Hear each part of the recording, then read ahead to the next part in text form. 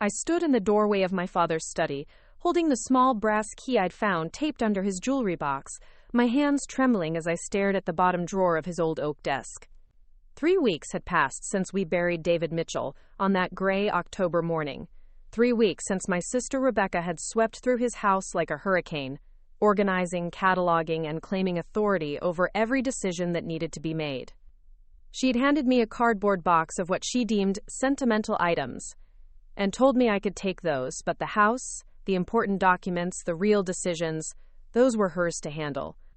After all, she was the eldest, the one who'd managed everything since Mom died 10 years ago, the one Dad supposedly trusted most. Before we jump back in, tell us where you're tuning in from, and if this story touches you, make sure you're subscribed, because tomorrow, I've saved something extra special for you. But Dad had left me this key with a note in his shaky handwriting that simply said, "Sarah, when you're ready to know the truth, this will help you understand everything." I hadn't told Rebecca about the key. Something in my gut warned me not to, the same instinct that had been whispering for months that my sister's version of caring felt more like controlling. Her version of helping felt more like stealing my voice. The brass key was warm in my palm as I knelt beside the desk. This drawer had always been locked, even when we were children. Dad would smile whenever we asked about it and say it contained grown-up paperwork, nothing interesting for little girls. But now, with the house empty except for the tick of the grandfather clock in the hallway, I realized how quiet secrets could be, how they could live in plain sight for decades. The key turned easily, as if it had been waiting for this moment. Inside the drawer were 3 manila folders, each one thick with papers, and a small wooden box that looked handmade. My heart was beating so fast I could hear it in my ears as I pulled out the first folder. The tab was labeled in Dad's careful handwriting, "Rebecca, Financial Records." I opened it with the strange feeling that I was about to learn something I wasn't supposed to know. Inside were bank statements going back 5 years, credit card bills, loan documents, and a ledger in Dad's handwriting that tracked money, thousands and thousands of dollars, all flowing in one direction. To Rebecca. Monthly transfers of $1,500, emergency loans that were never repaid, credit card payments, car payments, even her mortgage payments for the last 2 years. The numbers swam in front of my eyes as I added them up. Over $200,000 in 5 years. But that wasn't the part that made my chest tighten with something that felt like betrayal. It was the copies of the letters Rebecca had written to Dad. Letters asking for money that painted me as irresponsible, unstable, a single mother who couldn't manage her own life. "Sarah's always been impulsive with money," one letter read. "I'm worried about Jessica's future if something happens to you. You know, Sarah will just spend whatever inheritance she gets on things she doesn't need. I'm the responsible one, Dad. I'm the one who should handle the family finances when you're gone." My name was Sarah Mitchell, and I was 32 years old, working 2 jobs to keep my 16-year-old daughter Jessica and myself afloat in our small apartment on Oak Avenue. I'd been divorced for 4 years, ever since my ex-husband decided that being a father was too much responsibility and moved to California without leaving a forwarding address. For the past decade, ever since Mom died of cancer, I'd watched my older sister Rebecca gradually take over every aspect of our family's decisions. When Dad got sick last year, she'd moved him into her house, managed his medications, scheduled his appointments, and made sure I knew that she was handling the important stuff while I could stick to just visiting and keeping him company. I'd accepted it because Rebecca had always been the organized one, the one with the business degree and the suburban house and the husband who wore suits to work. I was just Sarah, the divorced mom working at Miller's Diner and cleaning offices at night, the one who'd gotten pregnant at 21 and never quite caught up to where I was supposed to be. At least, that's what Rebecca had always made me feel like. But these papers told a different story. According to Dad's meticulous records, I had never asked him for money, not once in 5 years. Meanwhile, Rebecca had been systematically draining his savings while telling him I was the irresponsible one. The room felt like it was spinning as I opened the second folder. This one was labeled House and Will Original Plans. Inside was a copy of Dad's will from 3 years ago, the one that left everything split equally between Rebecca, our younger brother Tom, and me. But there were also handwritten notes in Dad's writing, documenting conversations, changes he wanted to make, and his growing concern about Rebecca's financial demands. One note, dated just 6 months ago, made my breath catch. Rebecca asked me again today to change the will, to leave the house to her, because Sarah, quote, can't handle the responsibility. But Sarah has never asked me for anything. She works 2 jobs to take care of Jessica and never complains. Rebecca has taken over $180,000 from me in 4 years and acts like it's her right. I need to protect Sarah and Jessica's future. The final folder was the heaviest, and when I opened it, I understood why Dad had kept it locked away. It was labeled The Truth About Rebecca, and it contained copies of emails, bank statements, and even photographs that painted a picture of my sister I'd never seen before. Credit card statements showing luxury purchases while she was telling Dad she needed money for emergency repairs. Screenshots of social media posts showing expensive vacations that happened right after Dad's loans. And most damning of all, emails between Rebecca and her friend Angela, discussing how to manage Dad. Preparing and narrating this story took us a lot of time, so if you are enjoying it, subscribe to our channel. It means a lot to us. Now back to the story. It's money, and make sure I stayed out of the loop on family finances. In one email, dated just 2 months before Dad died, Rebecca had written, "The old man is finally getting suspicious about the money. I need to make sure Sarah doesn't get her hands on any of it when he dies. She's too stupid to manage it anyway, and Jessica will be better off if I control her college fund. I'm going to convince him to put me in charge of everything." My hands were shaking as I set the folder aside and picked up the small wooden box. Inside was a letter addressed to me in Dad's handwriting, along with a copy of his real will, the one he'd apparently had rewritten just 2 months before he died. The letter was dated 3 weeks before his death. "My dearest Sarah," it began.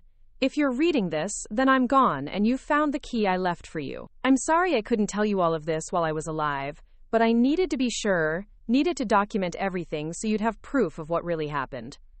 I had to stop reading and wipe my eyes.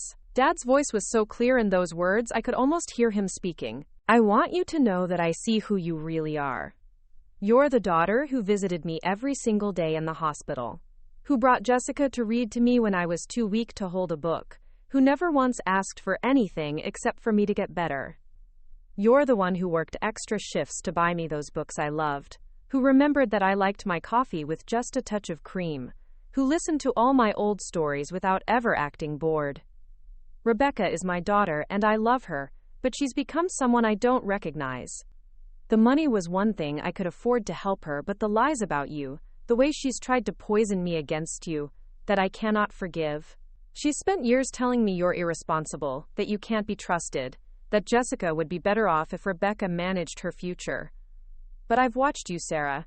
I've seen how you sacrifice for that beautiful granddaughter of mine, how you never complain even when I know things are hard.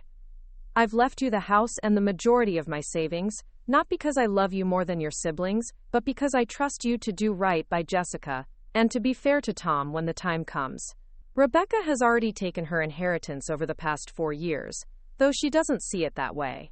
The documents in these folders will help you understand and protect yourself, because I know she won't accept this quietly." I set the letter down and looked at the will. Dad had left me the house on Maple Street, his savings account, and his life insurance policy. Tom got Dad's car and his tools, and a smaller savings account Dad had set aside for him. Rebecca got the furniture and family heirlooms, but no money, no property. A sticky note in Dad's handwriting was attached. Rebecca has received $247,000 over 4 years. Her inheritance has been paid in advance. The front door slammed, and I heard Rebecca's voice echoing through the house. "Sarah? I saw your car outside. What are you doing here?" Her heels clicked across the hardwood floor as she made her way toward the study. I quickly closed the folders and slipped them into the empty cardboard box I'd brought, along with the wooden box and Dad's letter. "Just collecting a few more things," I called back, my voice somehow steady despite the fact that my entire world had just been turned upside down. Rebecca appeared in the doorway, impeccably dressed as always in her navy blazer and pearl earrings, her blonde hair perfectly styled even though it was barely 9 in the morning. She surveyed the study with the sharp eyes of someone who noticed everything, someone who was used to being in control. "I thought we agreed you'd call before coming over," she said. Not quite a question, not quite an accusation, but something in between that made me feel like I was 16 again and had broken curfew.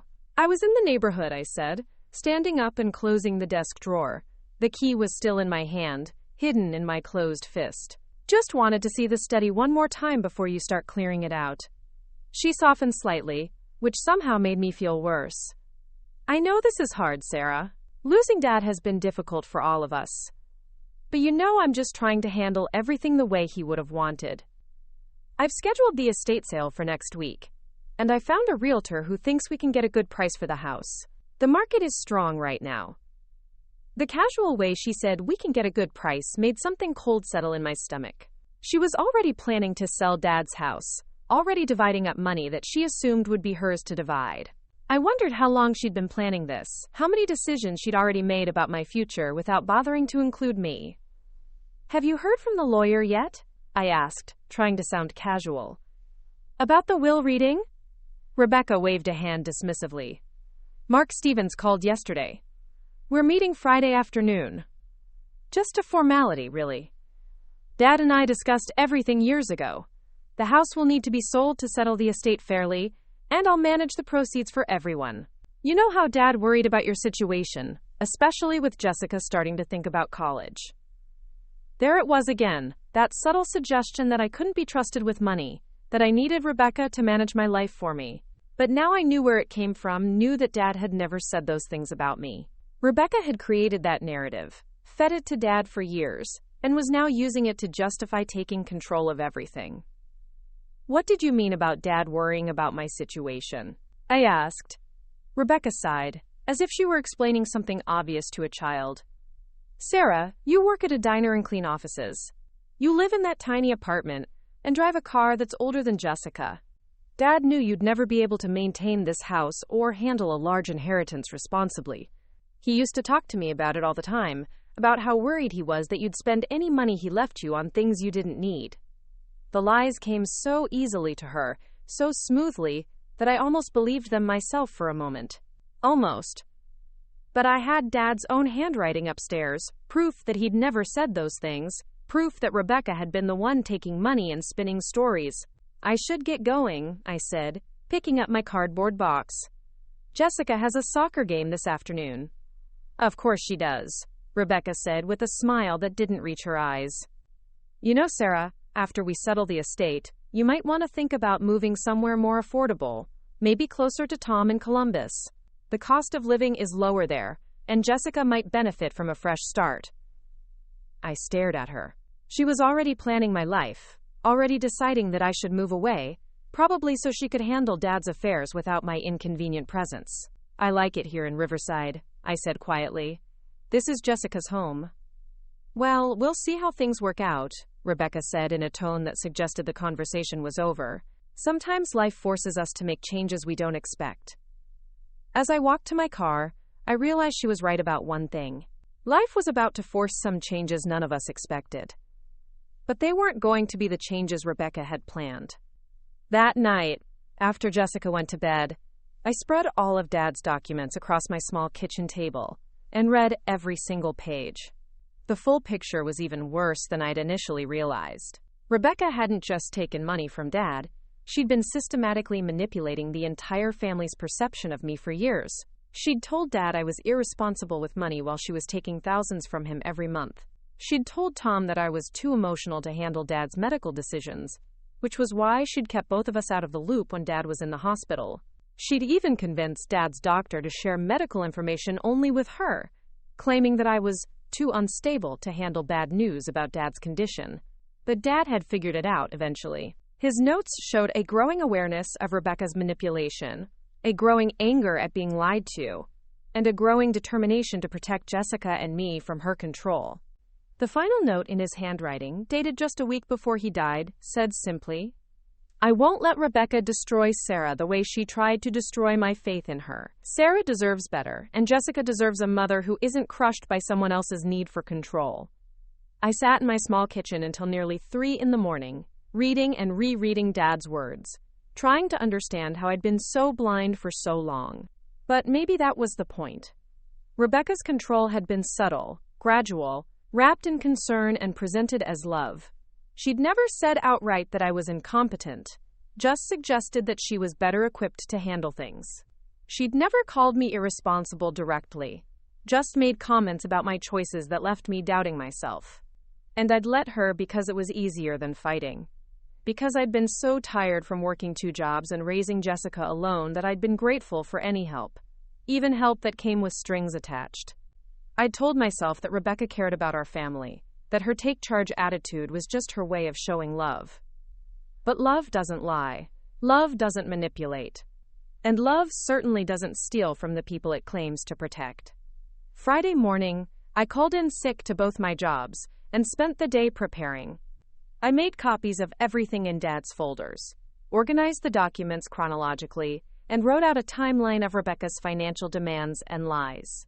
I also called Mark Stevens' office and asked if I could arrive 30 minutes early for the will reading, explaining that I had some questions about Dad's estate that I wanted to discuss privately. When I walked into the law office that afternoon, Rebecca was already there, sitting in the waiting area with a leather portfolio and a confident smile. She looked like someone who was about to collect a prize she'd been waiting for, someone who had never doubted that things would go exactly as she'd planned. "You're early," she said, checking her watch. "I hope you're ready for this, Sarah. I know change is hard, but once we get through the paperwork, I can help you start planning your next steps." I nodded, not trusting myself to speak. Mark Stevens appeared and invited us into his office. A warm room with dark wood paneling and tall windows that let in the autumn afternoon light. He was a man in his 60s who'd known our family for decades, and his expression was more serious than I'd expected. "Before we begin," he said, settling behind his desk, "I need you both to understand that your father made several changes to his will in the final months of his life. He also left specific instructions about how this information should be shared." Rebecca leaned forward. "What kind of changes?" Mark opened a thick folder and pulled out several documents. "David came to see me in August, about 6 weeks before he passed. He wanted to revise his will significantly, and he also wanted to document some concerns he had about family finances." I watched Rebecca's face change, watched confidence flicker into uncertainty for just a moment before she recovered her composure. "I'm sure whatever Dad decided is fine," she said smoothly. "He and I discussed his wishes many times over the years." Mark nodded. "Yes, he mentioned those conversations. In fact, they were part of the reason he felt he needed to make changes." He turned to me. "Sarah, your father left you a letter explaining his decisions. Would you like me to read it aloud, or would you prefer to read it privately?" "Aloud, please," I said, surprising myself with how steady my voice sounded. Mark cleared his throat and began to read Dad's final letter to me, the one that explained his love for me, his disappointment in Rebecca's behavior, and his decision to leave me the house and the majority of his assets. As he read, I watched Rebecca's face go through a series of changes: confusion, disbelief, and finally, anger. When Mark finished reading, the room was silent except for the tick of the clock on his desk. "That's impossible," Rebecca said finally. "Dad would never have written that. Someone influenced him, convinced him to change his mind. Sarah, what did you do? What did you say to him?" I looked at her across the polished conference table. This woman who had been my sister, my family, the person I'd trusted to have my best interests at heart. "I never asked Dad for anything," I said quietly. "But you did. For years." Her face flushed red. "That's completely different. I was helping manage his finances, making sure he was taken care of. You were off playing single mother and ignoring your responsibilities to this family." Mark cleared his throat. "Mrs. Patterson, I should mention that your father also left documentation of financial transactions between you over the past several years. He wanted to ensure that Sarah understood the full context of his decisions." "What kind of documentation?" Rebecca's voice was sharp now, all pretense of sisterly concern stripped away. "Records showing approximately $247,000 in loans, gifts, and payments made to you over the past 4 years," Mark said matter-of-factly. "Your father considered this an advance on your inheritance." The silence stretched between us like a chasm. Rebecca stared at Mark, then at me, then back at Mark, as if she were trying to solve a puzzle that had suddenly rearranged itself. "Those weren't gifts," she said finally. "Those were loans I was going to pay him back. According to your father's records, No payments were ever made on any of these loans, Mark replied gently. And several of your written requests specifically referred to them as emergency assistance that you needed immediately. I watched my sister realize that her carefully constructed version of reality was crumbling around her. For years, she'd been the responsible one, the trusted one, the one who made the hard decisions while I stumbled through life making mistakes. But now, faced with Dad's own documentation of her behavior, she couldn't maintain that fiction. "This is Sarah's doing," she said, turning to me with eyes that were bright with tears and fury. "You poisoned him against me. You made him think I was stealing from him." "I never said a word to Dad about money," I replied. "I didn't even know you were taking it until I found his records yesterday." "Found them where?" Her voice was getting higher, more desperate. "In his locked desk drawer, the one he left me the key to." Rebecca stood up so quickly her chair scraped against the floor. "You went through his private papers? You had no right!" "I had every right," I said, standing up as well. "He left me the key and asked me to read them. He wanted me to know the truth." "The truth?" Rebecca laughed, but it sounded more like a sob. "The truth is that I spent 4 years taking care of Dad while you played house with your daughter and pretended everything was fine. The truth is that I managed his medical care, his finances, his daily needs, while you showed up for visiting hours and brought him cookies." "The truth," I said, my voice steady despite the storm of emotions in my chest, "is that you took almost $250,000 from our father while telling him I couldn't be trusted with money. The truth is that you lied to him about me for years, and he figured it out." Mark cleared his throat again. "Ladies, I understand this is emotional, but we need to finish reviewing the will's provisions." Rebecca sat down heavily, her perfect composure finally cracking. "How much?" she asked quietly. "How much what?" Mark replied. "How much did he leave Sarah?" Mark consulted his papers. "The house on Maple Street, valued at approximately $320,000. His savings and checking accounts, totaling about $200,000. His life insurance policy, worth $150,000. And his investment portfolio, currently valued at roughly $180,000. Rebecca was quiet for a long moment, doing the math. Nearly $900,000, plus the house. Everything she'd assumed would be split 3 ways, or better yet, managed by her for the family's benefit. "What did he leave Tom?" she asked. "David's car, his workshop tools, and a smaller savings account with about $50,000, Mark replied. "And me?" Mark hesitated. "The furniture, family photographs, your grandmother's china, and your mother's jewelry. Your father also wrote that he considered the money you'd received over the past 4 years to be your inheritance, distributed early." Rebecca was crying now, but I wasn't sure if it was from grief or anger, or the shock of realizing that her plans for the future had just evaporated. "This isn't fair," she whispered. "I took care of him. I sacrificed for this family." "You took from him?" I said gently. "There's a difference." She looked up at me with red-rimmed eyes. "You think you've won something, don't you? You think this makes you better than me?" I shook my head. "I think this makes me free." The drive home from Mark Stevens' office felt like traveling through a fog.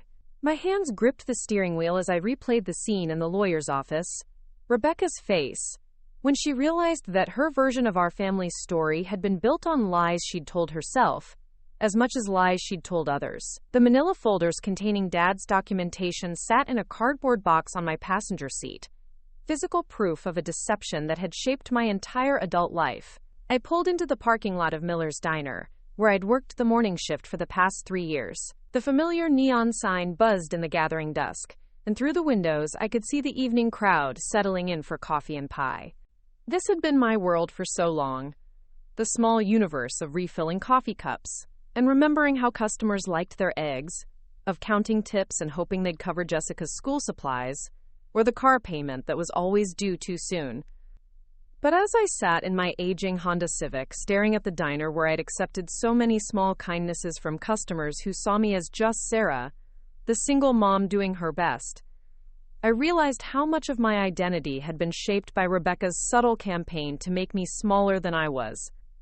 She'd never said outright that I was failing as a mother or struggling more than I should be. Instead, she'd asked questions that planted seeds of doubt. Are you sure Jessica's getting enough vegetables in her diet? Have you thought about what you'll do when she needs a car? I worry that you're not putting enough away for her college fund. These weren't cruel questions on the surface. They sounded like the concerns of a loving aunt, a responsible older sister who wanted the best for our family. But beneath each question was an assumption that I wasn't handling things well enough, that I needed guidance, that my choices were somehow insufficient. And over the years, those assumptions had burrowed into my sense of self until I'd begun to see myself through Rebecca's eyes, as someone who was always one step behind, always needing help to make the right decisions.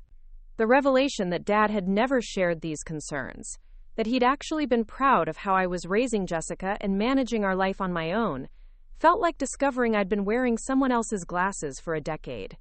The world looked different now, sharper, more colorful. I could see patterns I'd missed before, understand conversations that had seemed supportive but had actually been designed to undermine my confidence. I remembered the conversation we'd had just 6 months ago, when Jessica had been accepted into the advanced mathematics program at school. I'd been so proud, had called Rebecca immediately to share the good news. But instead of celebrating with me, Rebecca had sighed and said, "Well, I hope you've thought about how you're going to help her with that level of work. You know, math was never your strong suit." At the time, I'd felt grateful that she was thinking ahead, worried that maybe I wasn't prepared to support Jessica's academic growth. Now I could see it for what it was, an attempt to diminish my joy and make me doubt my adequacy as a mother. The pattern extended back years, woven through every major decision I'd made since Mom died. When I'd gotten divorced, Rebecca had said, "I hope you know what you're doing, leaving a stable marriage like that. Jessica needs security." When I'd taken the job at the diner, she'd wondered aloud if I was really using my potential and suggested I might want to think bigger for Jessica's sake. When I'd chosen our apartment, she'd walked through it once and commented on how cozy it was, a word that somehow made our home feel inadequate rather than comfortable. Each comment, each suggestion, each expression of concern had been like a small weight added to a scale, and over time, they'd tipped my sense of self-worth into a place where I'd begun to believe that Rebecca's way of seeing the world was more accurate than my own. She had the house in the suburbs, the husband with the steady job, the ability to write checks without calculating whether they'd bounce. I had shift work and a used car, and a daughter who sometimes had to wear the same jeans 2 days in a row because I hadn't gotten to the laundry. But Dad's letters revealed a different perspective entirely. He'd seen my 2 jobs not as evidence that I couldn't manage money, but as proof of my determination to provide for Jessica without asking for help. He'd seen our small apartment not as a failure to achieve more, but as a home filled with love and laughter, where Jessica felt safe to be herself. He'd seen my divorce not as a mistake, but as a brave decision to remove Jessica and myself from a situation that wasn't working. Most importantly, he'd seen through Rebecca's performance of concern to the manipulation underneath. His notes documented conversations where she'd tried to convince him that I was struggling more than I wanted to admit, or that Jessica would be better off with more stability. But Dad had been watching, really watching, and he'd seen what I'd been too close to the situation to recognize. That Rebecca's involvement in our lives had less to do with helping us, and more to do with maintaining control over the family narrative. I thought about all the times Rebecca had inserted herself into decisions that should have been mine to make. When Jessica had wanted to quit piano lessons to try soccer, Rebecca had pulled me aside and suggested that I was giving in too easily, and that Jessica needed to learn commitment. When I'd wanted to let Jessica have a sleepover for her 13th birthday, Rebecca had wondered if I'd thought through the liability issues and offered to host the party at her house instead, where she could keep a closer eye on things. At the time, I'd been grateful for her input, had even felt guilty for being annoyed by her suggestions. After all, she was just trying to help, just offering the wisdom of someone who had more experience and resources. But now I could see that her help always came with the implicit message that my instincts weren't quite right, that my choices needed her improvement, that Jessica would benefit from her influence more than mine. The most painful realization was how much I'd internalized these messages. I'd started second-guessing myself before making decisions, wondering what Rebecca would think, whether my choices would meet her standards of responsible parenting. I'd stopped trusting my own judgment about what Jessica needed, stopped believing that my love and attention were enough to give her a good life. But Jessica had never seemed to feel deprived or unstable. She brought friends home to our small apartment, and they always wanted to come back. She talked to me about school and boys and her dreams for the future, with an openness that Rebecca's own teenage daughters had never shown. She worked hard in school not because I pressured her, but because she'd seen me working hard and had internalized the value of effort and persistence. She was kind and confident and capable, everything a mother could hope for in a daughter. Dad had seen all of this, had recognized that the success of Jessica's childhood wasn't happening despite my choices, but because of them. He'd understood that the stability Rebecca prized wasn't necessarily the same thing as the security that Jessica actually needed. A child could have a stable house and an unstable emotional environment, could have financial security and emotional uncertainty. What Jessica had was something more valuable. A mother who saw her clearly, who celebrated her victories and supported her through difficulties, who loved her unconditionally without trying to shape her into someone else's vision of what she should be. The irony was that Rebecca, for all her concern about Jessica's future, had never really gotten to know Jessica as an individual. She knew Jessica's grades and her extracurricular activities, knew whether she was growing properly and eating enough vegetables, but she didn't know Jessica's sense of humor, or her secret fears, or the way she lit up when she talked about marine biology. Rebecca saw Jessica as a project to be managed, a young person who needed guidance and structure and the right kind of influences. But Dad had seen Jessica the way I saw her, as a complete person who was already becoming exactly who she was meant to be. Reading Dad's notes had been like having someone validate every instinct I'd learned to doubt, every decision I'd been made to feel uncertain about. He'd seen me working 2 jobs and recognized it as strength, not struggle. He'd seen me raising Jessica alone and understood it as competence, not inadequacy. He'd seen me making choices based on what I thought was best for my daughter rather than what looked impressive to others, and he'd respected that approach rather than questioning it. More than that, he'd been angry on my behalf.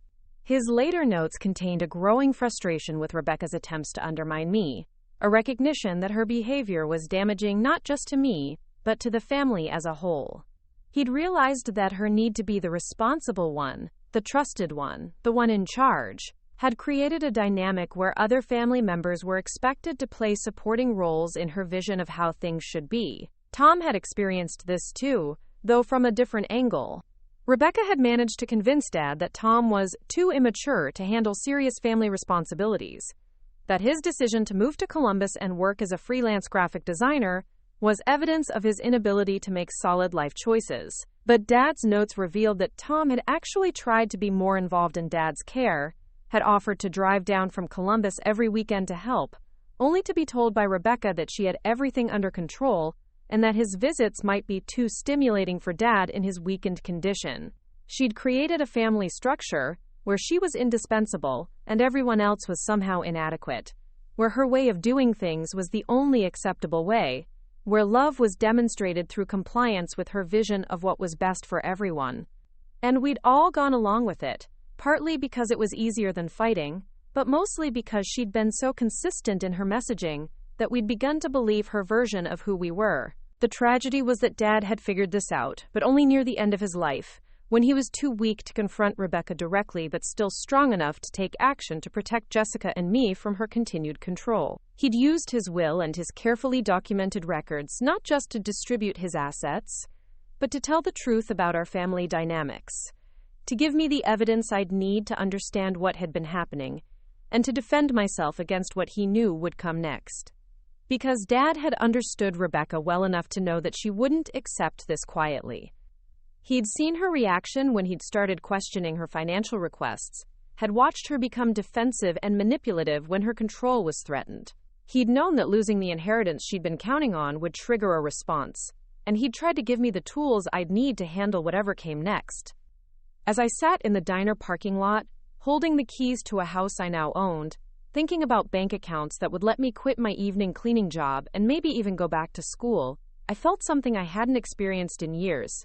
Possibility. Not just financial possibility, though that was overwhelming enough, but the possibility of making choices without wondering whether they'd meet Rebecca's approval, of trusting my own judgment about what was best for Jessica and myself, of living a life that was fully mine. But I also felt something else. Apprehension. Dad's documentation had revealed not just Rebecca's pattern of financial manipulation, but her pattern of emotional manipulation as well. Someone who had spent years systematically undermining my confidence and controlling family dynamics wasn't going to simply accept that the game had changed. If anything, losing the inheritance and the authority it represented would make her more desperate to reassert control, more willing to use whatever weapons she had left. I thought about the way she'd looked at me in Mark Stevens' office, the moment when her composure had finally cracked, and I'd seen the anger and desperation underneath.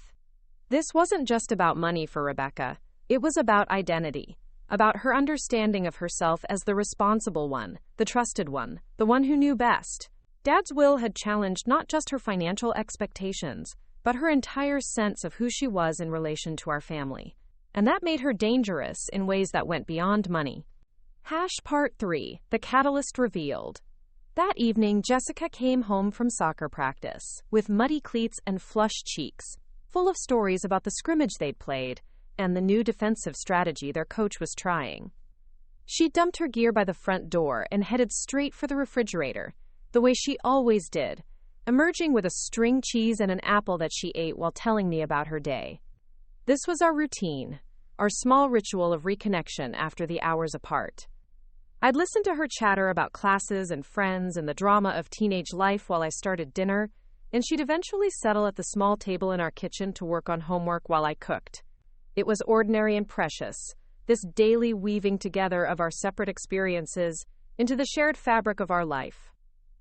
But tonight felt different because I was different. I kept looking at Jessica and seeing her through Dad's eyes, seeing the confident, capable young woman he'd recognized rather than the child I'd been taught to worry wasn't getting enough of something, enough stability or structure or guidance.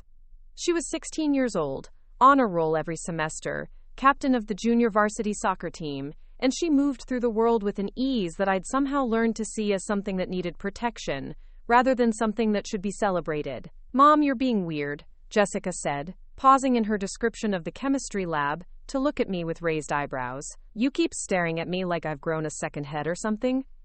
I laughed, realizing that my newfound perspective was probably pretty obvious. "Sorry, sweetheart. I'm just processing some things from the lawyer meeting today." Her expression grew more serious. "About Grandpa's will? Did Aunt Becky get the house like she thought she would?" The question surprised me.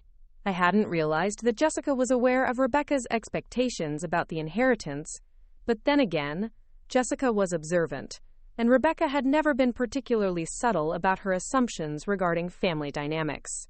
"Actually," I said, settling into the chair across from her, "Grandpa left the house to us." Jessica's eyes widened. "Seriously? We get to live in Grandpa's house?" The excitement in her voice was immediate and genuine, and it made me realize how much our small apartment had been a compromise for her, how much she'd loved visiting Dad's house with its big backyard, and the oak tree she'd climbed as a child, and the room that had been Mom's craft room, where Jessica used to spread out art projects on rainy afternoons. "It looks that way," I said.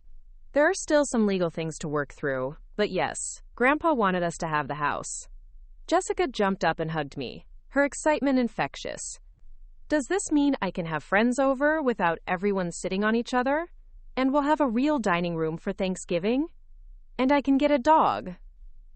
Her rapid-fire questions made me laugh, but they also made me think about all the ways our lives had been constrained by financial limitations that I'd accepted as permanent. We'd never talked about getting a pet because our lease didn't allow them and we couldn't afford pet deposits anyway. We'd never hosted Thanksgiving because our apartment was too small, and I couldn't afford to feed a crowd.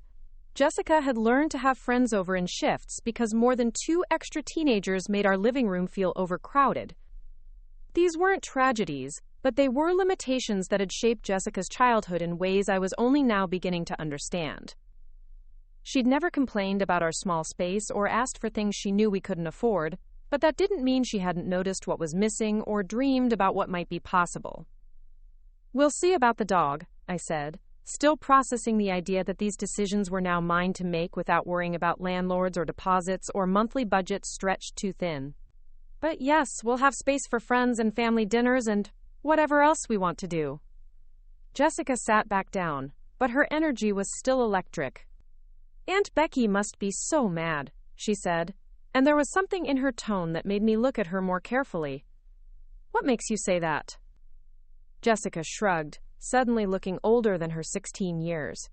"She's been talking about that house like it was already hers ever since Grandpa got sick. And she's always been kind of controlling about family stuff, like, she acts like she knows what's best for everyone."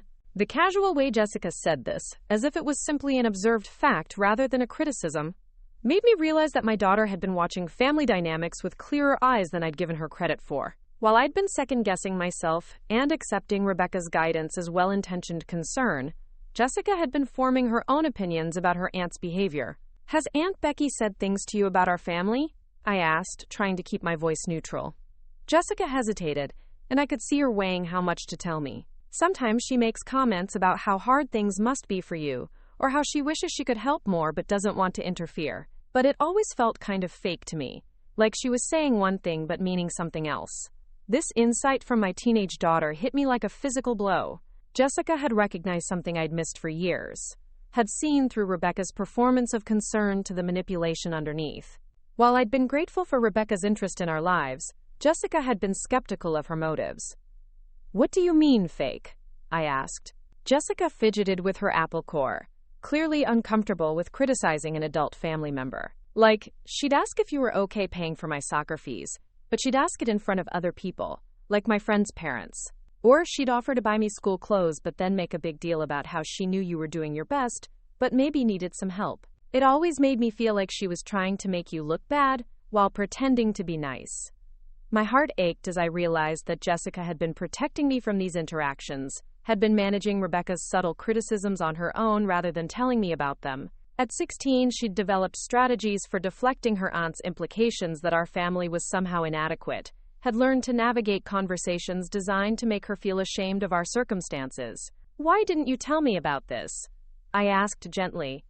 Jessica looked up at me with eyes that seemed far too wise for her age. "Because you always seemed grateful when Aunt Becky helped with stuff, and I didn't want to make problems in the family. Plus, I figured you knew what she was like and just dealt with it, because she's Dad's sister."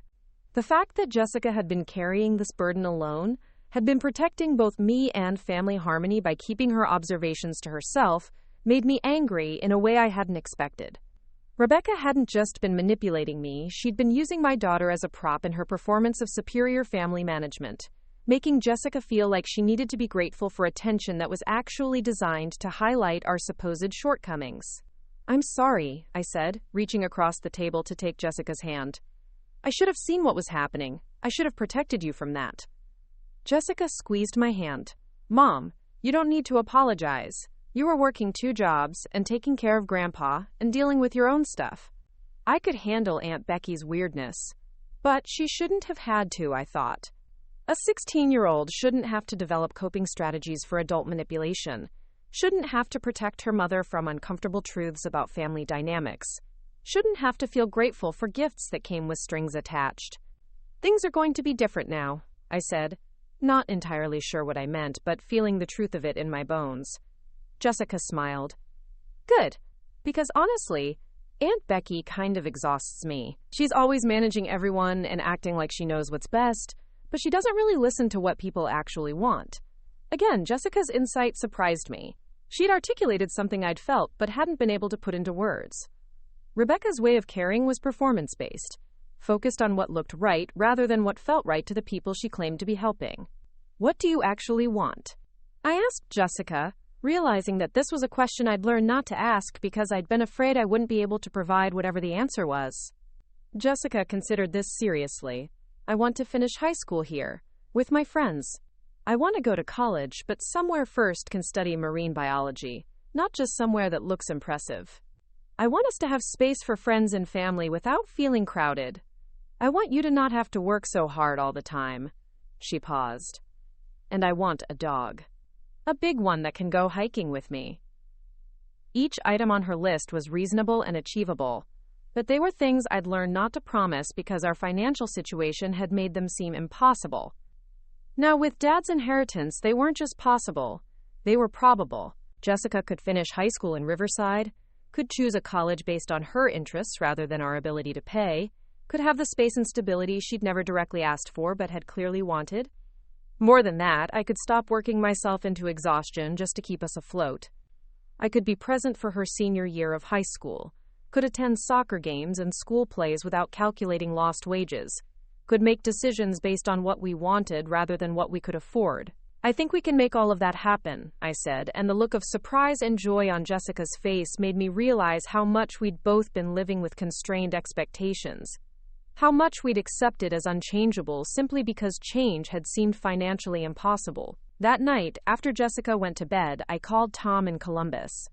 I hadn't spoken to my younger brother since Dad's funeral, partly because Rebecca had managed most of the family communication, and partly because Tom and I had fallen into a pattern of letting her handle family coordination, rather than maintaining our own relationship. Sarah? Tom sounded surprised to hear from me. Is everything okay? I wanted to talk to you about Dad's will, I said. Were you planning to come down for the reading on Friday? Rebecca said it was just a formality, Tom replied. She said Dad had talked to her about his plans and that it would be easier if she just handled everything and filled me in afterward. This was exactly what I'd expected. But hearing it confirmed still made me angry. Rebecca had deliberately kept Tom away from the will reading, had made sure he wouldn't be there to witness her shock when Dad's real intentions were revealed. Tom, Dad left me the house and most of his savings, I said directly. He also left documentation showing that Rebecca has taken almost $250,000 from him over the past 4 years. The silence on the other end of the line stretched so long that I wondered if the call had dropped. Are you serious? Tom finally said. Completely serious. Dad kept detailed records of everything, including copies of Rebecca's letters asking for money and emails where she talked about keeping you and me out of the loop on family finances. Jesus, Tom whispered. I knew she was controlling, but I didn't realize she was stealing from him. It gets worse, I said, and I told him about Rebecca's campaign to convince Dad that I was irresponsible with money, about her attempts to undermine both of our relationships with Dad, about the systematic way she'd positioned herself as the only family member capable of making important decisions. By the time I finished explaining, Tom was quiet again, but I could hear him breathing, processing. She told Dad I was too immature to help with his care, he said finally. She said my visits were too disruptive, that he needed consistency and quiet. I thought she was just being overprotective. She was protecting her control, I said. Dad figured it out eventually, but not until near the end. What did he leave me? Tom asked, and I could hear the hurt in his voice, the realization that he'd been managed and manipulated just like I had been. His car, his tools, and about $50,000, I said. Tom, I know it's not equal to what I got, but Dad's notes suggest he thought Rebecca had already taken her share in advance, and he wanted to make sure Jessica and I had enough to be secure. I'm not upset about the money, Tom said quickly. I'm upset that she kept me away from him, that she made me feel like I wasn't wanted or needed. I offered to take time off work, to come down and help, but she always had reasons why it wasn't necessary. I heard the pain in his voice and realized that Rebecca's manipulation had cost us more than money or control over family decisions. It had cost us relationships, had kept us from being present for each other during one of the most difficult periods of our lives. I'm sorry, I said. I should have called you more. Should have made sure you knew what was really happening. We both let her manage us, Tom replied. But now what? She's not going to take this quietly. He was right, and I told him about Rebecca's reaction in the lawyer's office, about the way her composure had cracked when she realized her assumptions about the inheritance had been wrong. She's going to fight this, Tom said. She'll claim Dad wasn't competent, or that you influenced him somehow. Dad anticipated that, I said. He kept medical records showing he was completely lucid, and he documented all of Rebecca's requests for money. Plus, he never changed his opinion of me. If anything, his notes show he was proud of how I was managing on my own. Still, Tom said, you should be prepared for her to get nasty. Rebecca doesn't lose gracefully. After we hung up, I sat in my small living room, looking around at the space that had been home for 4 years, thinking about the house on Maple Street that would soon be ours, thinking about the future that had suddenly opened up in ways I'd never imagined possible. But Tom was right about Rebecca. She wouldn't accept this quietly, wouldn't simply walk away from the control she'd exercised over our family for a decade. If anything, losing the inheritance would make her more determined to prove that Dad had made a mistake, that I was unfit to handle the responsibility he'd given me. I thought about Jessica's observations about her aunt, about the subtle ways Rebecca had tried to make our family seem inadequate while positioning herself as our rescuer. If she was willing to manipulate a 16-year-old to maintain her narrative of family dynamics, what would she be willing to do now that her entire version of our family's story had been challenged? Dad had given me more than money and property. He'd given me the truth about what had been happening, the documentation I'd need to defend myself, and the knowledge that his faith in me had never wavered. But he'd also given me a target on my back, because Rebecca would see his will not just as a rejection of her expectations, but as a repudiation of everything she'd built her identity around. I was about to discover just how far someone would go to maintain their version of reality when that reality was threatened by the truth. Part 4. Understanding the Trap. The next morning, I woke up to 17 missed calls and 43 text messages, all from Rebecca. I turned my phone to silent before going to bed, exhausted from the emotional weight of the day and not ready to deal with whatever reaction she'd had time to formulate overnight. But seeing the sheer volume of her attempts to reach me made my stomach clench with a familiar anxiety that I now recognized as a trained response to her displeasure. The text messages started calmly enough. "Sarah, we need to talk about what happened today. There's been some kind of mistake." But they escalated quickly through confusion, frustration, and finally anger. The last message, sent at 2:30 in the morning, simply said, "You have no idea what you've done to this family." I made coffee and sat at my kitchen table, scrolling through the messages while trying to understand the pattern of Rebecca's thinking. She'd moved through several different explanations for Dad's will in the span of a few hours. First, she'd convinced herself that Mark Stevens had made an error, that somehow the wrong documents had been presented. Then she'd decided that Dad must have been confused or coerced in his final weeks, that someone had taken advantage of his weakened state to manipulate him into changing his wishes. But by the early morning hours, her messages had shifted to a different narrative entirely. Now she was suggesting that I had somehow orchestrated this outcome, that I'd spent years playing the victim and winning Dad's sympathy while she'd been doing the hard work of actual family care. "You always were good at making people feel sorry for you," one message read. "But taking advantage of a dying old man is low even for you."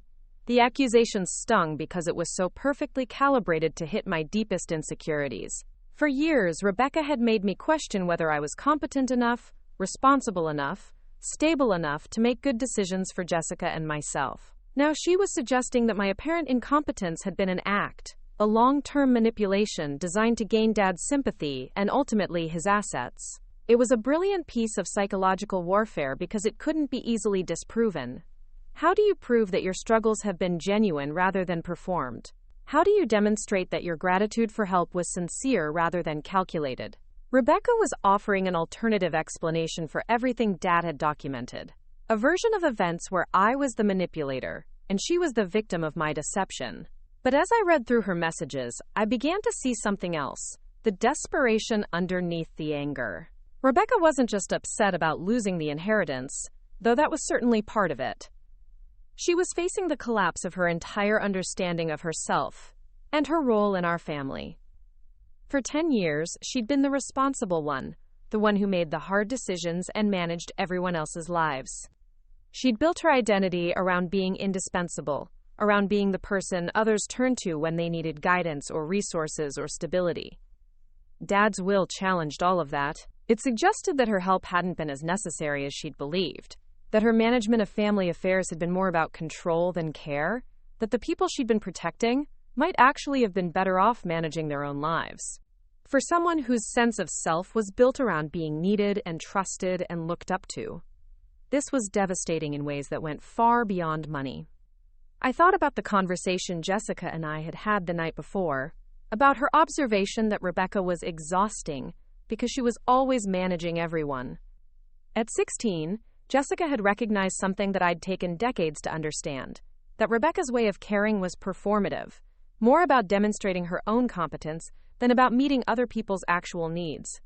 This wasn't necessarily conscious manipulation, though the financial deception certainly suggested some level of intentional exploitation. But much of Rebecca's behavior seemed to stem from a genuine belief that she knew better than everyone else what was good for them, that her way of doing things was objectively superior, that her guidance was not just helpful but necessary for other people's well-being. The problem was that this belief required everyone else to play along, to accept their roles as grateful recipients of her wisdom and support. When Dad had started questioning her financial requests, when he'd begun to see through her characterizations of me as incompetent and irresponsible, he'd threatened the entire structure of her self-concept. His will wasn't just a distribution of assets, it was a judgment on her behavior, a statement that her version of what our family needed had been wrong. And for someone like Rebecca, being wrong wasn't just disappointing or embarrassing. It was existentially threatening. I could see this playing out in the progression of her text messages. She'd moved through denial, confusion, and anger, but underneath all of those emotions was fear. Fear that she'd misunderstood her role in our family, fear that her efforts to help had actually been harmful, fear that the people she'd been trying to protect had been protecting themselves from her. But rather than sitting with that fear and examining whether it might be justified, Rebecca was doing what she'd always done. She was taking control of the narrative. If Dad's will suggested that she'd been wrong about me, then the will itself must be wrong. If Dad's documentation showed that she'd been manipulative and financially exploitative, then the documentation must be the result of manipulation and exploitation from someone else. She was rewriting history in real time, creating a version of events where she remained the victim and I became the villain. And she was doing it with the same confidence and authority that had made her such an effective family manager for so many years. The phone rang at 8:30 and Rebecca's name appeared on the screen. I let it go to voicemail, not ready to engage with whatever she'd prepared to say. But she called back immediately, and then again. By the fourth call, I realized she wasn't going to stop until I answered. "We need to talk," Rebecca said without preamble when I finally picked up. Her voice was controlled but tight, like a wire stretched almost to its breaking point. "I think we said everything that needed to be said yesterday," I replied. "No, we didn't. Because yesterday was based on some kind of mistake or misunderstanding. Dad would never have intentionally hurt this family the way that Will is going to hurt us." There it was, the reframe that allowed her to maintain her version of reality. Dad hadn't made a conscious choice to challenge her behavior. He'd been confused or manipulated into making decisions that went against his true intentions. "Rebecca, Dad kept detailed records of his decision-making process," I said as gently as I could. He wasn't confused. He was responding to specific behaviors and conversations that he'd started to see differently. "Behaviors?" Rebecca's voice rose. "What behaviors? Taking care of him when he was sick? Managing his finances when he couldn't? Making sure his medical needs were met? Those behaviors? Taking money from him while telling him I was irresponsible," I said. "Keeping Tom and me away from his medical care. Lying about our conversations and relationships. Those behaviors." The silence that followed was different from the pauses in our previous conversations. This wasn't Rebecca processing new information. This was Rebecca calculating her response to an accusation she'd been expecting. "I never lied about anything," she said finally. "I shared my concerns about your situation because I love you, and I was worried about Jessica's future. If Dad misinterpreted my concern as criticism, that's not my fault." It was a masterful deflection, simultaneously denying responsibility for her actions while suggesting that Dad had been too impaired to understand her true intentions. She was managing to position herself as both blameless and victimized by Dad's inability to appreciate her efforts on behalf of the family. "The money, Rebecca," I said. $247,000 over 4 years. While you were telling Dad I couldn't be trusted with financial responsibility. "That money was loans," she said, but her voice had lost some of its certainty. "I was planning to pay it back. I would have paid it back if Dad hadn't gotten sick." Some of it was labeled as gifts in your own letters, I pointed out, and none of it was ever repaid, despite 4 years of opportunity. I was taking care of him, Rebecca said, and now there was definitely desperation creeping into her voice. I put my own life on hold to manage his care. That money was compensation for everything I sacrificed. This was closer to the truth than anything she'd said so far, but it revealed the fundamental problem with her thinking. The next morning, I called in sick to both my jobs for the second day in a row, something I'd never done before in 3 years of employment. But my life had fundamentally changed overnight, and I needed time to understand the full scope of what Dad had left me, both the gifts and the challenges. The house on Maple Street was legally mine, but I'd never even walked through it properly since becoming its owner. The bank accounts would take weeks to transfer, and there were tax implications and legal procedures that I didn't understand. More urgently, I needed to prepare for whatever Rebecca was planning. Her text messages had continued throughout the night, alternating between attempts at reconciliation and barely veiled threats. "I think we can work this out if we sit down together like adults," followed 2 hours later by, "Jessica deserves better than to watch you destroy what's left of this family." The emotional whiplash was exhausting, but it was also revealing.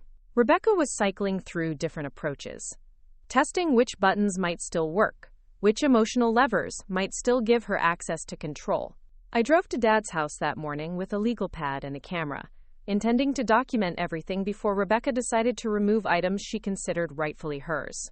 The house felt different now that it was mine, less like a place I was visiting and more like a responsibility I'd inherited.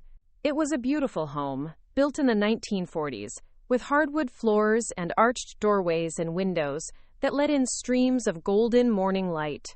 But it was also full of 70 years of accumulated possessions, family photographs, and memories that would need to be sorted through and decisions made about what to keep, what to give away, what to preserve for Jessica's future. I started in Dad's bedroom, where everything still smelled faintly of his aftershave and the eucalyptus lotion he'd used for his arthritis. His clothes hung in the closet exactly as he'd left them. His reading glasses still sat on the nightstand next to a biography of Theodore Roosevelt that he'd never finished. The intimacy of these personal items hit me harder than I'd expected, the realization that I was now responsible for deciding what happened to the physical remnants of his life. But I wasn't there just to grieve or reminisce. I was there to understand the full scope of what Rebecca might try to claim, to document the contents of the house before she had a chance to rewrite history about what had always belonged to whom. Dad's will had been specific about leaving her the furniture and family heirlooms, but I'd learned not to trust Rebecca's interpretation of what constituted fair distribution. In the living room, I photographed the antique secretary desk that had belonged to my grandmother, the china cabinet full of dishes that had been wedding gifts when my parents married, the collection of first-edition books that Dad had accumulated over decades of careful shopping at estate sales and used bookstores. These weren't necessarily valuable items in monetary terms, but they were the physical anchors of our family history, the objects that carried stories and memories from one generation to the next. As I worked my way through the house, I began to find evidence of Rebecca's presence in ways that made me uncomfortable. Her handwriting was on sticky notes throughout Dad's papers, organizing and categorizing his documents according to her system. She'd already removed some items, leaving empty spaces on shelves where I remembered seeing family photographs and small decorative objects. Most disturbing, she'd apparently been going through Dad's personal papers extensively, leaving behind organized piles that suggested she'd been preparing for exactly this kind of asset distribution. In Dad's study, I found a manila folder labeled Rebecca's List in her handwriting. Inside were photographs she'd taken of various items throughout the house, along with handwritten notes about their history and value. Grandmother's china set, wedding gift 1948, service for 12. Grandfather's watch collection, vintage timepieces, need professional appraisal. Mother's jewelry box, contains several pieces with semi-precious stones. The methodical nature of her documentation was chilling because it revealed how long she'd been planning for Dad's death, how thoroughly she'd inventoried his possessions while he was still alive. But it was also useful, because it showed me exactly which items she considered valuable enough to fight for, which battles I should prepare for when she realized that her assumptions about inheriting these things might be more complicated than she'd anticipated. I found myself thinking about the difference between grieving and grasping, between honoring someone's memory and claiming ownership of their possessions. Rebecca's folder suggested that she'd been focused on the latter, treating Dad's belongings as assets to be acquired rather than mementos to be treasured. The contrast with my own relationship to these objects was stark. I wanted to preserve Dad's books because I remembered him reading them, wanted to keep his coffee mug because I could picture him holding it during our morning conversations. Rebecca seemed to want these things because they had value, because they represented wealth and status and inheritance rights. The kitchen yielded more troubling discoveries. Rebecca had apparently been going through Dad's mail for months, possibly years. I found organized files of his bank statements, insurance policies, and investment account summaries, all annotated in her handwriting with calculations and notes. She'd been tracking his financial resources with the thoroughness of an accountant, documenting exactly what assets would be available for distribution upon his death. But she'd also been intercepting his mail, redirecting some of his financial statements to her address, and having herself added as an authorized contact on several of his accounts. The paper trail suggested a level of financial enmeshment that went far beyond helping an elderly parent manage his affairs. She'd been positioning herself to control his finances even before he died, creating a situation where she would have access to his resources regardless of what his will specified. I photographed everything, understanding that this documentation might be crucial if Rebecca decided to challenge the will's validity or claim that Dad's assets had been mismanaged. But I also felt sick as I realized the extent of her preparation, the systematic way she'd been maneuvering herself into position to control the entire inheritance process. The basement revealed the most damaging evidence yet. In a file cabinet that Dad had probably forgotten existed, I found copies of Rebecca's credit card statements and loan applications going back 6 years, all with Dad's name listed as a cosigner or reference. She hadn't just been asking him for money. She'd been using his financial stability to secure loans and credit lines that she'd been unable to qualify for on her own. The statements showed a pattern of financial irresponsibility that completely contradicted her claims about being the trustworthy family member who managed money wisely. She'd been carrying balances on multiple credit cards, making minimum payments while accruing thousands of dollars in interest charges, using cash advances to make payments on other debts. Her financial life was a house of cards that had been propped up by Dad's resources and creditworthiness. More troubling still, I found evidence that she'd been using Dad's financial information to apply for additional credit without his knowledge. Pre-approved credit card offers addressed to him had been opened and completed in handwriting that looked like Rebecca's, though the signatures were attempts to mimic Dad's style. If these applications had been submitted, it would constitute identity theft, a federal crime that could result in serious legal consequences. I sat on the basement floor surrounded by boxes of financial documents, trying to process the magnitude of what I was discovering. Rebecca hadn't just been manipulating family dynamics and taking money from Dad. She'd been systematically exploiting his financial resources while undermining his trust in everyone else. The woman who'd positioned herself as the responsible guardian of our family's well-being had been committing fraud and theft, while projecting her own financial recklessness onto me. My phone buzzed with another text from Rebecca. "I'm coming over to Dad's house this afternoon to start organizing things. We need to work together on this." The timing felt ominous, as if she knew I was there, discovering evidence of her behavior. I quickly gathered all the financial documents I'd found, loading them into boxes to take with me. Whatever conversation we had about the inheritance needed to happen after I'd had time to fully understand what I'd discovered and consult with legal counsel about the implications. As I carried the boxes to my car, I noticed a woman working in the garden next door, an elderly lady with silver hair and gardening gloves who looked up and waved when she saw me.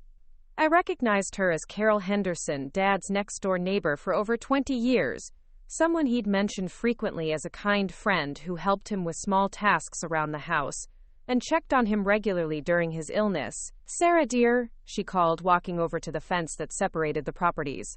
"I was so sorry to hear about your father.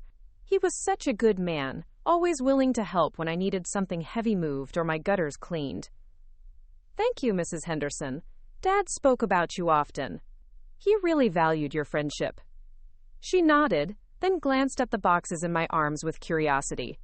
"Are you cleaning out the house already? I thought Rebecca would be handling that." The question surprised me because it suggested that Rebecca had been talking to the neighbors about her plans for Dad's estate. Actually, Dad left the house to me, I said. I'm just getting familiar with everything. Mrs. Henderson's eyebrows rose. Oh my! Rebecca seemed quite certain that she'd be inheriting the property. She mentioned it several times when I saw her coming and going these past few months. This casual confirmation that Rebecca had been publicly claiming the inheritance before Dad had even died was another piece of evidence about her assumptions and possibly her motivations. But Mrs. Henderson's next comment was even more revealing. I have to say, I was surprised by how often she was here toward the end. Sometimes I'd see her car in the driveway 3 or 4 times a week, and she'd be carrying boxes or bags out to her car. I assumed she was helping your father organize his belongings, but it did seem like a lot of activity for someone who was supposed to be resting. The implications of this observation hit me immediately. Rebecca had been removing items from Dad's house while he was still alive, possibly taking things that she wanted to ensure would come to her regardless of what his will specified. The empty spaces I'd noticed throughout the house, the missing photographs and decorative objects, weren't the result of Dad's own decluttering. They were evidence that Rebecca had been systematically looting his belongings while presenting herself as his caregiver. Mrs. Henderson, did you ever talk to my father about Rebecca's visits? Did he seem aware of how often she was taking things from the house? She looked uncomfortable, clearly not wanting to speak ill of someone who was grieving, but also troubled by what she'd observed. Well, dear, toward the end, your father did seem confused about where some of his things had gone. He asked me once if I'd seen his collection of fountain pens, said he couldn't find them anywhere. And he mentioned that some of his mother's jewelry seemed to be missing from the box where he kept it. My stomach dropped. Rebecca hadn't just been taking furniture and household items. She'd been stealing family heirlooms and valuable collectibles, things that she knew Dad treasured and that should have been part of the estate distribution. The fountain pen collection had been something Dad had built over decades, each pen carefully chosen and maintained. His mother's jewelry held deep sentimental value, pieces that he'd planned to pass down to Jessica when she was older. Did he report anything missing to the police? I asked. Mrs. Henderson shook her head. He seemed more confused than angry about it. I think he assumed he'd misplaced things or forgotten where he'd put them. You know how it is when people get older? They start to doubt their own memory. But Dad's mental faculties had been sharp until very near the end of his life. His medical records, which I'd found copies of among his papers, showed no signs of dementia or cognitive decline. Rebecca had been counting on his natural tendency to blame himself rather than suspecting theft, had been exploiting his trust in her while making him question his own perceptions. The scope of her betrayal was becoming clearer with each discovery. She hadn't just manipulated family dynamics and exploited Dad financially, she'd been gaslighting him about his own possessions, making him feel confused and forgetful when things went missing, rather than acknowledging that she'd taken them. For an elderly man who was already dealing with physical decline and the approach of death, this psychological manipulation was particularly cruel. Mrs. Henderson, would you be willing to write down what you observed about Rebecca's visits and the conversations you had with my father? I asked. It might be important for legal purposes. She agreed, understanding that something significant was happening even if she didn't know all the details. As I drove home with boxes of evidence in my back seat and a growing understanding of the systematic nature of Rebecca's exploitation, I realized that Dad's will had been more than a distribution of assets. It had been a defense against the someone he'd come to recognize as a threat to the family's well-being, a final act of protection for Jessica and me against someone who'd been using love as a weapon for years. But it had also painted a target on my back. Rebecca had spent years building her identity around being the responsible family member, the one who made hard decisions and managed everyone else's lives. Dad's will challenged not just her financial expectations, but her entire sense of self, and someone who'd been willing to steal from a dying man wasn't going to simply accept that rejection quietly. I thought about Jessica, about the life we could build with the resources Dad had left us, about the freedom from financial stress that would let me be present for her final years of high school and her transition to college. But I also thought about the battle that was coming, about Rebecca's willingness to use any weapon available to maintain her version of reality, about the lengths someone might go to when their entire identity was threatened by the truth. Dad had given me the tools I'd need to defend myself, but I was about to discover whether truth and documentation would be enough to protect us from someone who'd already proven she was willing to lie, steal, and manipulate to get what she wanted. The war Rebecca had declared was about to begin in earnest, and I needed to be ready for tactics I couldn't yet imagine. The confrontation came sooner than I expected. I was still unloading boxes from my car when Rebecca's silver Mercedes pulled into my apartment complex parking lot, her tires squealing slightly as she took the turn too fast. Through my living room window, I watched her sit in her car for a full 5 minutes, checking her reflection in the mirror and apparently steeling herself for whatever she'd planned to say. When she finally emerged, she was carrying a leather briefcase and wearing the kind of expression I'd seen her use when she needed to manage a difficult situation at work. She didn't knock. She used the spare key I'd given her years ago for emergencies, walking into my apartment like she still had the right to enter my space without permission. The violation of that boundary told me everything I needed to know about her current state of mind. Rebecca had moved past attempting to repair our relationship and into full combat mode. "We need to talk," she announced, setting her briefcase on my coffee table and opening it to reveal neat stacks of papers. "I've been doing research, and there are some things about Dad's will that you need to understand." I closed the door behind her and remained standing while she made herself comfortable on my couch, spreading documents across the table like she was preparing for a business presentation. The papers appeared to be legal articles, printouts from websites about elder abuse, and what looked like consultation notes from an attorney.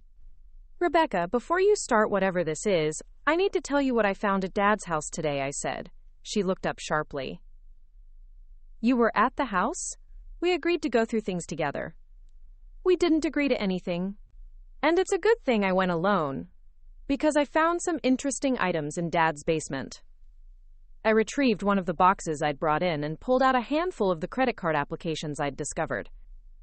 "Can you explain why Dad's name appears on loan applications in handwriting that looks remarkably similar to yours?" The color drained from Rebecca's face as she recognized the documents. For a moment, her carefully constructed composure slipped, and I saw something raw and desperate underneath. But she recovered quickly, switching to a different strategy. "Dad asked me to help him with paperwork toward the end," she said smoothly.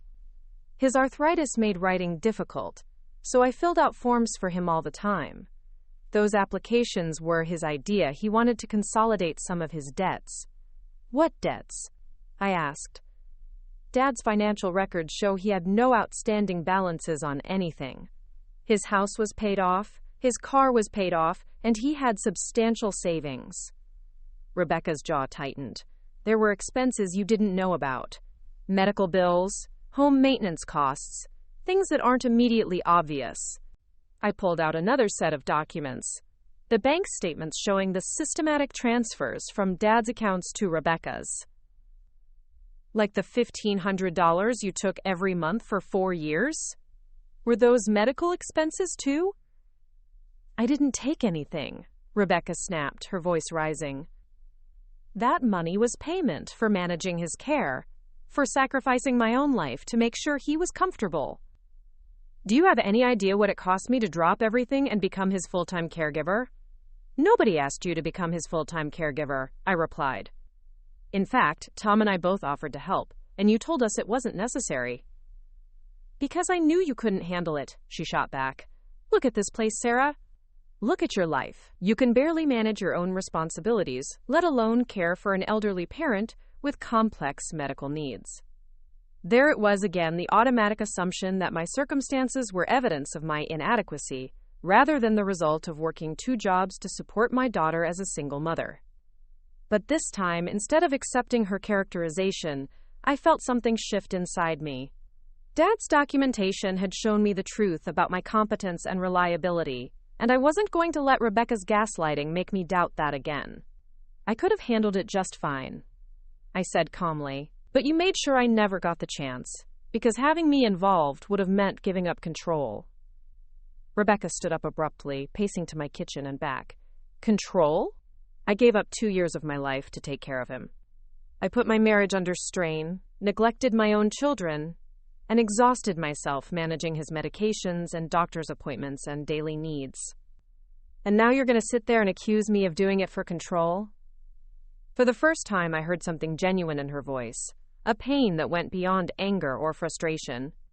Rebecca had sacrificed significantly to care for Dad, had taken on responsibilities that were emotionally and physically draining, but she'd also used those sacrifices to justify taking his money, manipulating family dynamics, and positioning herself as the indispensable family member whose judgment couldn't be questioned.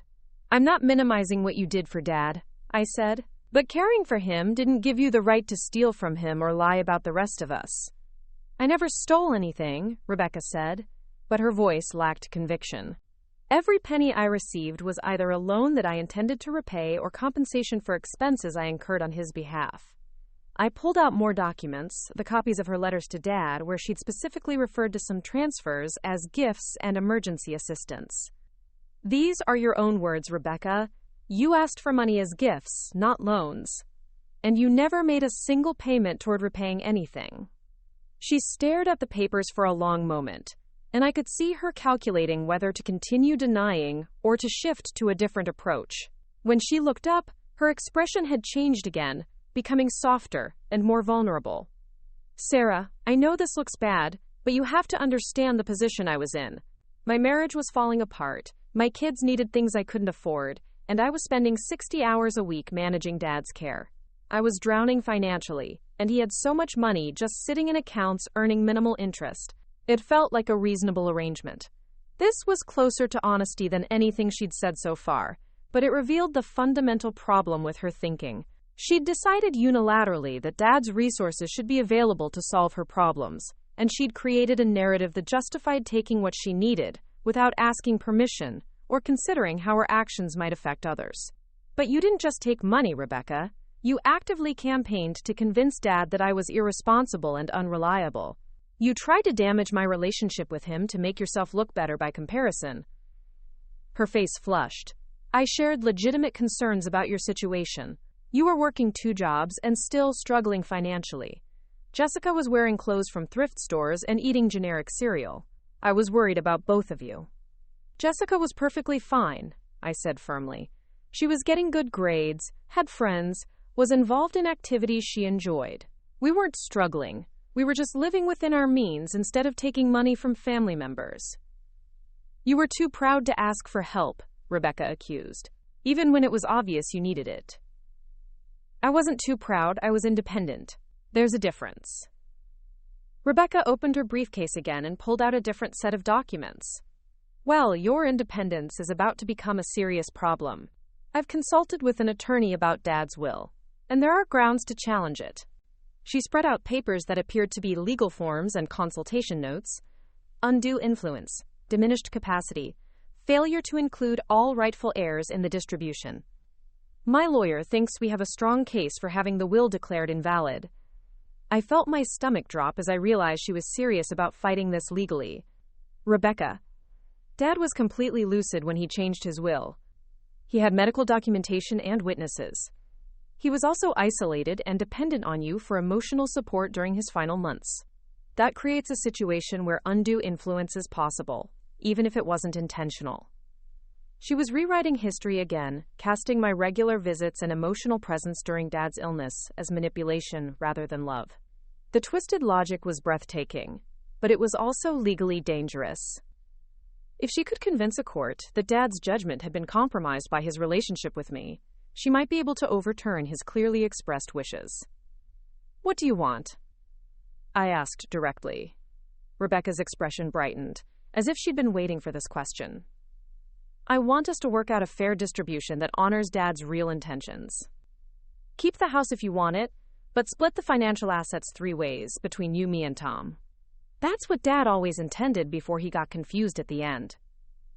And if I don't agree to that? Her smile became sharp-edged. Then we go to court, and I present evidence that you manipulated a dying old man into disinheriting his family.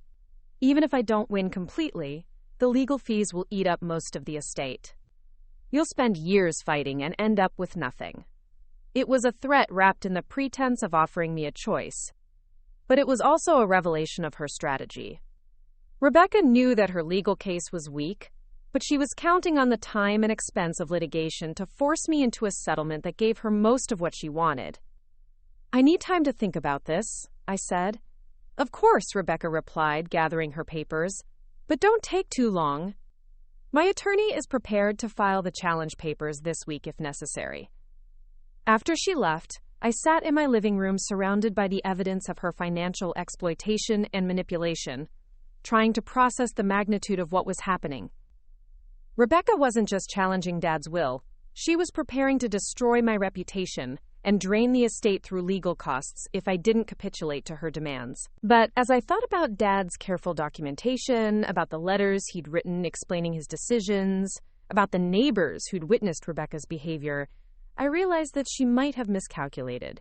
She was so accustomed to controlling family narratives through force of personality and emotional manipulation that she hadn't considered how her actions might look to neutral observers who weren't invested in maintaining family harmony.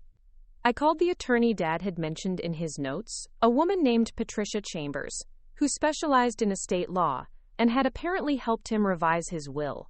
When I explained the situation, she agreed to meet with me the next day to review Dad's documentation and assess Rebecca's threat to challenge the will.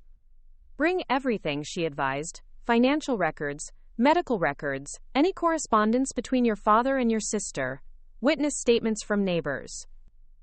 If your father was as thorough as you've described, we should have more than enough evidence to defend his wishes."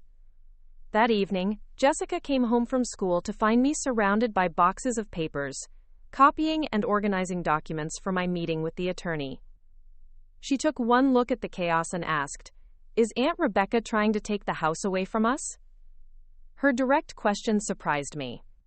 I'd been trying to shield her from the family drama, but she was 16 years old and perceptive enough to understand that something significant was happening.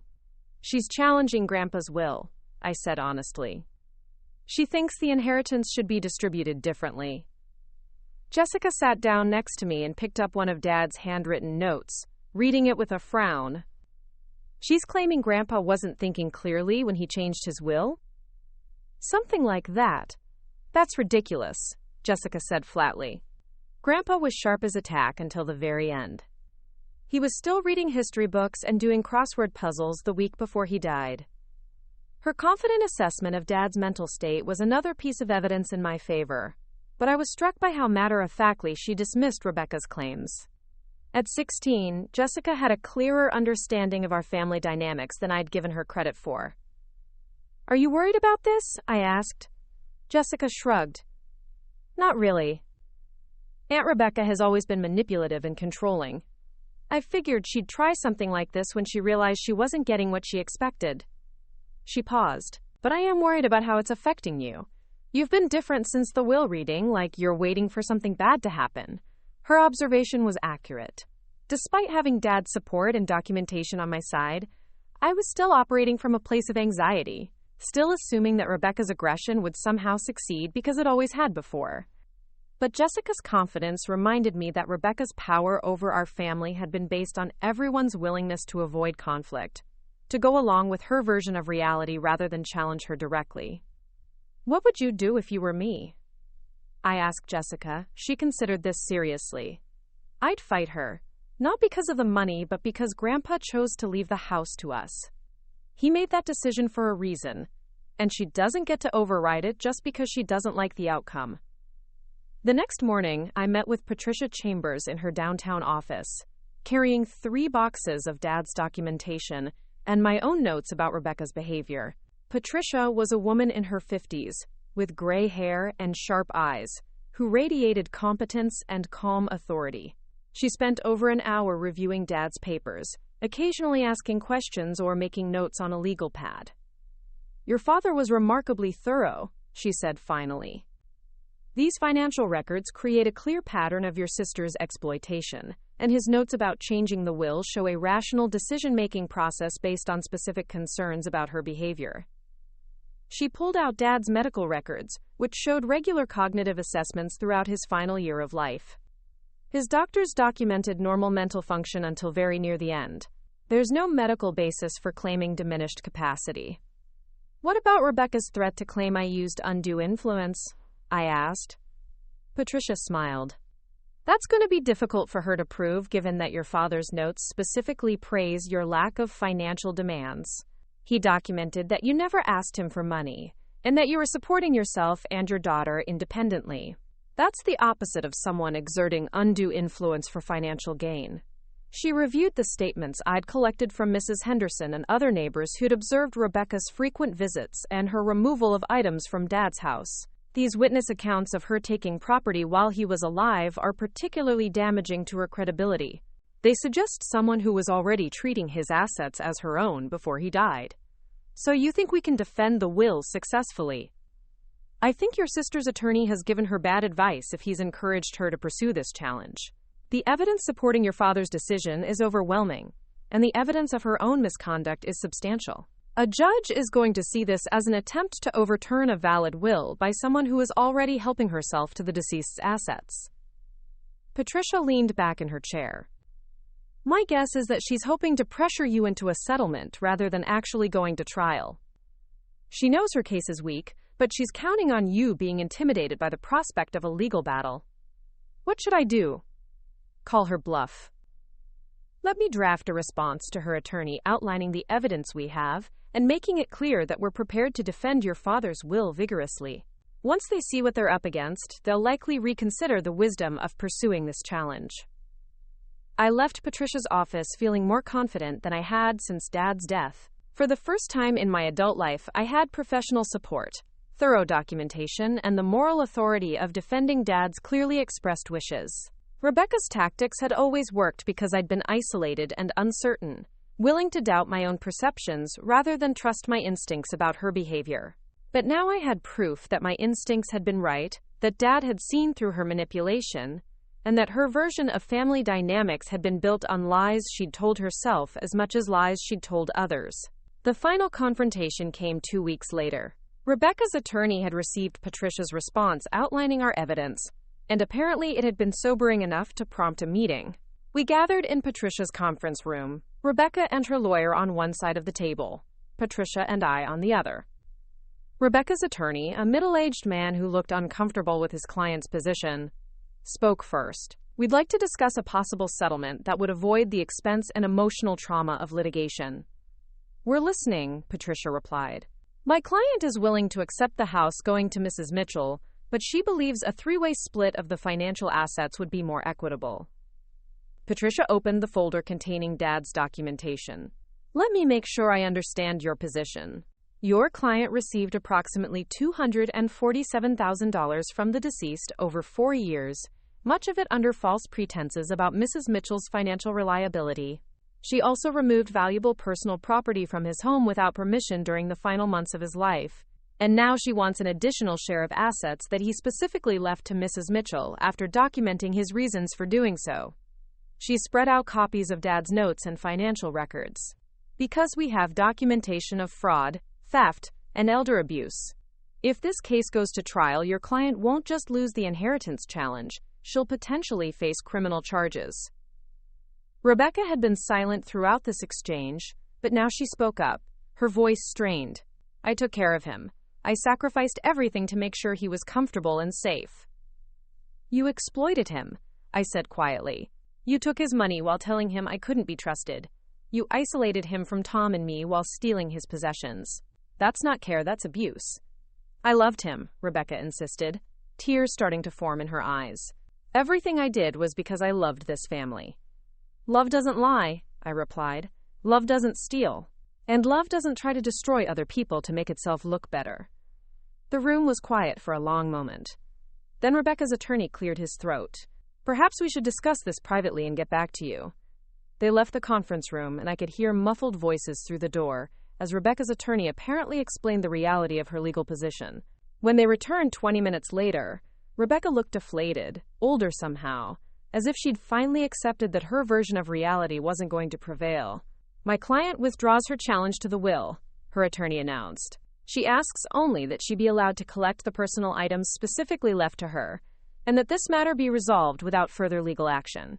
Agreed, Patricia said, provided that she returns any items taken from the deceased's home without authorization.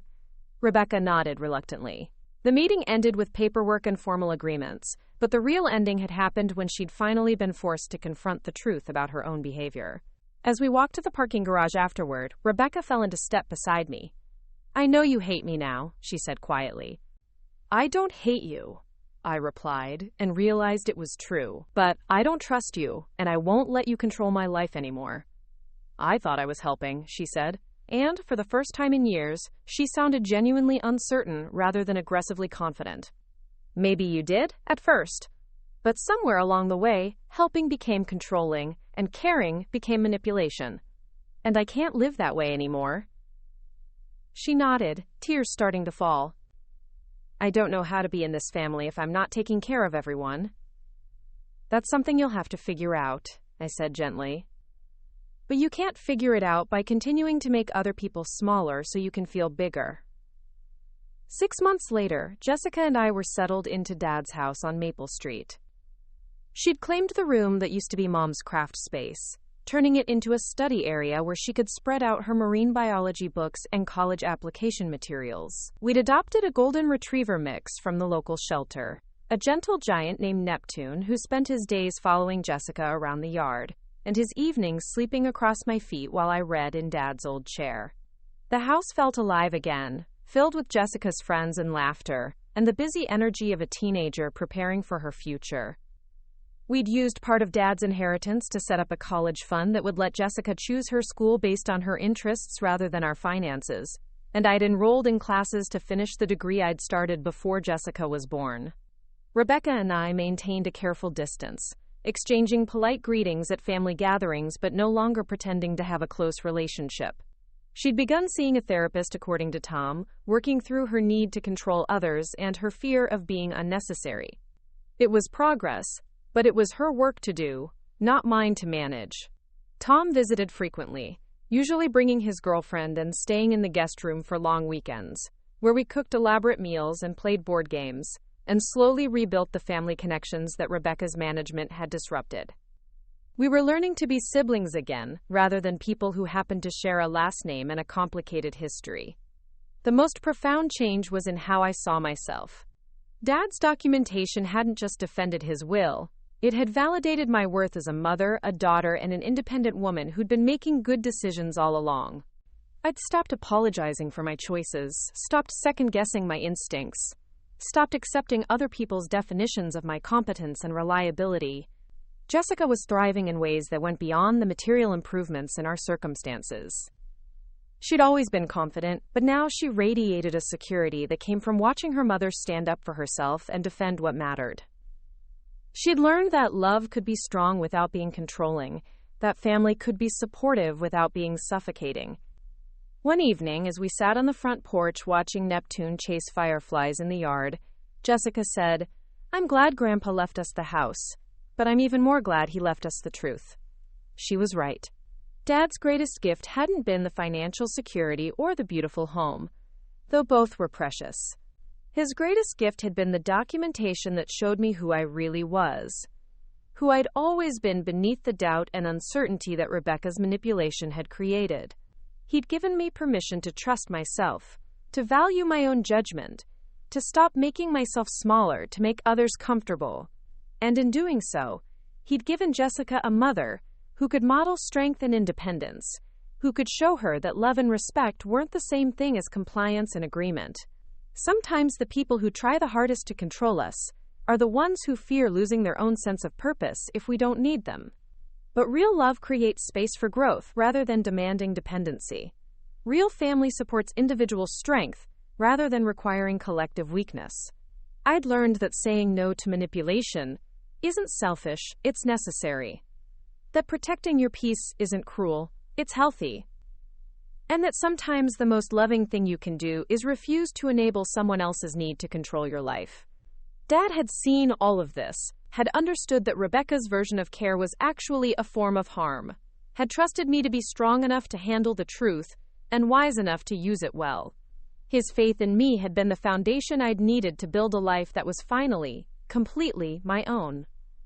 Up next, you've got 2 more standout stories right on your screen. If this one hit the mark, you won't want to pass these up. Just click and check them out.